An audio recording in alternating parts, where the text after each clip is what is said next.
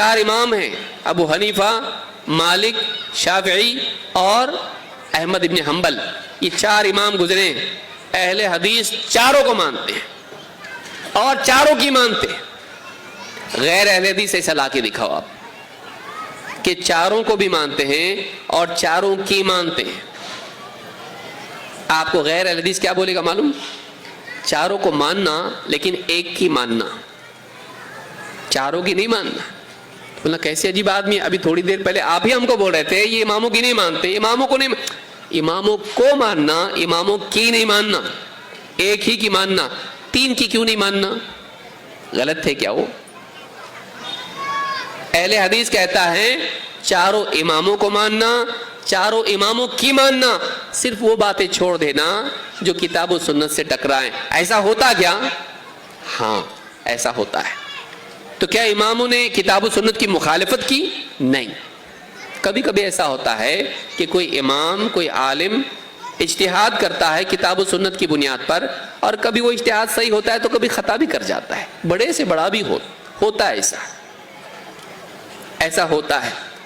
اللہ تعالیٰ نے، اللہ کے نبی صلی اللہ علیہ وسلم نے فرمایا اذا حکم الحاکم، جب کوئی فیصلہ کرنے والا قاضی، مجتہد فیصلہ کرے، فاجتہد، اور اس کے لیے اجتہاد کرے، ثم اصاب، اور اس کا فیصلہ صحیح نکل آئے، فلہ اجران، اس کو 2 اجر ملیں گے۔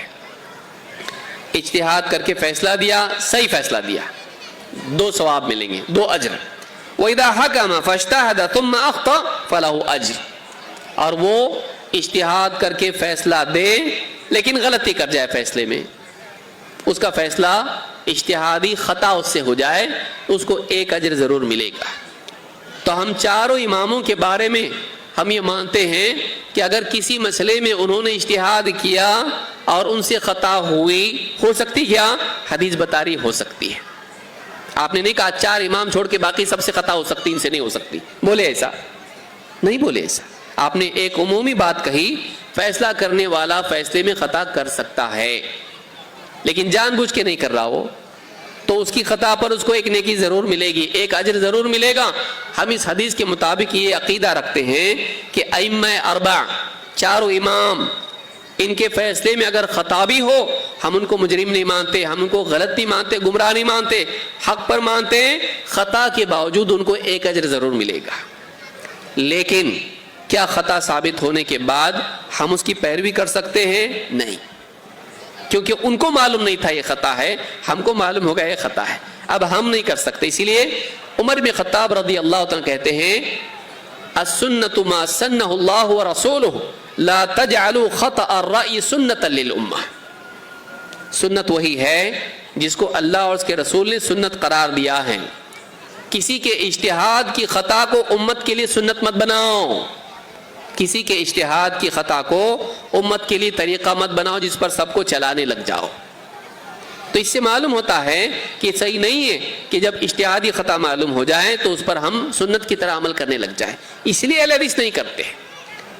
لیکن چاروں اماموں کے وہ اقوال جو کتاب و سنت سے متضاد نہ ہوں بلکہ اس کی روشنی میں ہو، ہم سب کو مانتے ہیں۔ بلکہ 4 امام کے علاوہ جو ائمہ گزرے ہیں، کئی نام آئے، سفیان الثوری، حسن بصری، عبداللہ بن مبارک اور امام البخاری، اور کئی ائمہ ہیں، ان کے جو اجتہادات ہیں اس کو بھی ہم مانتے ہیں جب تک کہ وہ کتاب و سنت سے ٹکرائے نہیں۔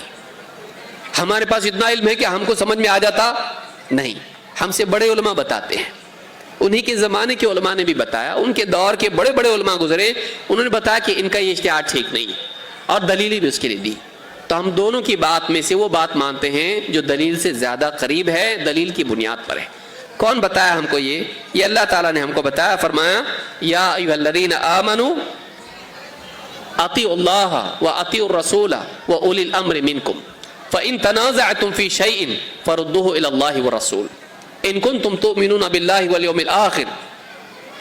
اے ایمان والو، اللہ کی فرما برداری کرو، اللہ کے رسول کی فرما برداری کرو، اور ان کی بھی جو تم میں سے معاملے کا اختیار رکھتے ہو، جن کے پاس اتھارٹی ہے فتویٰ دینے کی، حکم نافذ کرنے کی۔ لیکن فَإِن تَنَازَعْتُمْ فِي شَيْءٍ، لیکن تم میں کسی میں آپس میں اختلاف ہو جائے، عوام میں اختلاف ہو یا مفتیوں میں اختلاف ہو جائے، اماموں میں اختلاف ہو جائے تو کیا کرو؟ فردوہ الی اللہ والرسول، اس معاملے کو اللہ اور اس کے رسول کی طرف پھیر دو۔ کیوں؟ ان کنتم تؤمنون باللہ والیوم الآخر، اگر واقعی تم اللہ اور آخرت کے دن پر ایمان رکھتے ہو تو۔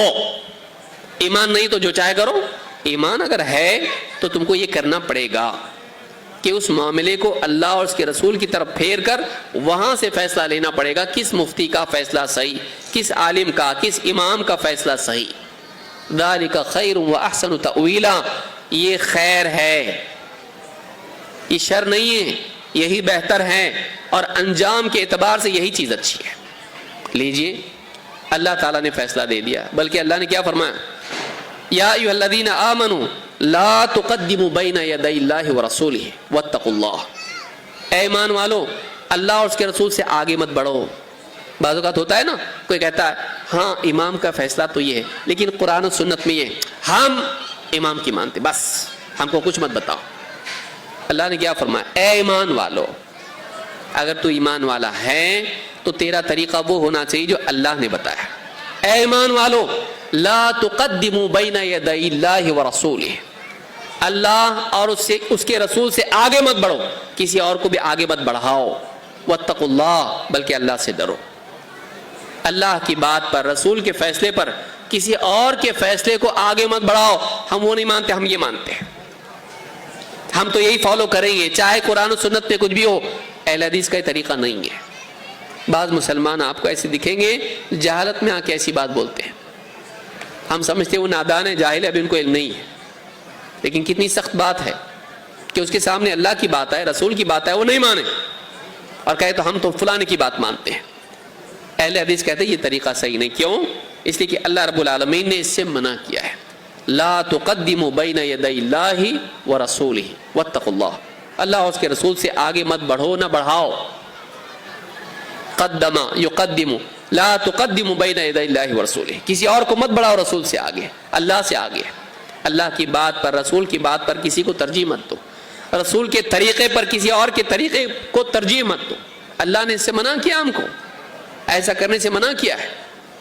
لہٰذا اہل حدیث کہتے جب اللہ نے کہہ دیا ہے تو ہم کون ہوتے ہیں آگے کچھ بولنے والے؟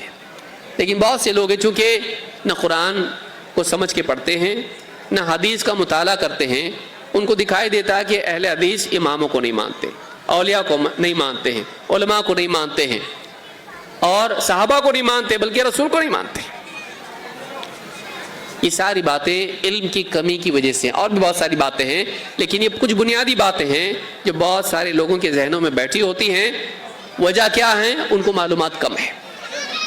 ہم یہ دعوت دیتے ہیں کہ اہل حدیث کی دعوت کو آپ سمجھیں، اور اہل حدیث کی بنیادی دعوت جو آپ کے نزدیک ساری خرابیوں کی آپ کی جڑ ہے، وہ کیا ہے؟ کہ آپ تحقیق نہیں کرتے۔ اہل حدیث کی دعوت ہے تحقیق کرو، علم کی بنیاد پر فیصلہ کرو۔ علم کون سا؟ باپ دادا والا، عقل والا نہیں، علم کتاب و سنت کا، علم سلف کے منہج کا۔